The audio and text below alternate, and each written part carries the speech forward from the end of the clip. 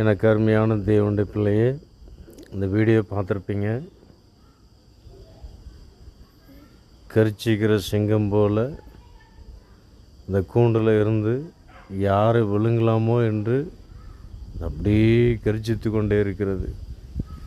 அதே போல் 1 பேதுரு 5:8 வசனத்தில் நாம் வாசிக்கிறோம், ஜாக்கிரதையாக இருங்கள், தெளிந்த புத்தி உள்ளவர்களாக இருங்கள், விழித்திருங்கள், ஏனெனில் உங்கள் எதிராளியாக பிசாசானவன் எவனை விளங்கலாமோ என்று வகை தேடி சுட்டி திரிகிறான்.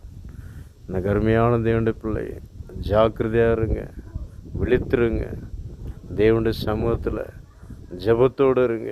நீங்கள் பாதுகாக்கப்படுவீங்க, நீங்கள் ஆசீர்வாதமாக காணப்படுவீங்க, பிசாசை மேற்கொள்ளுவீங்க. ஆமென்.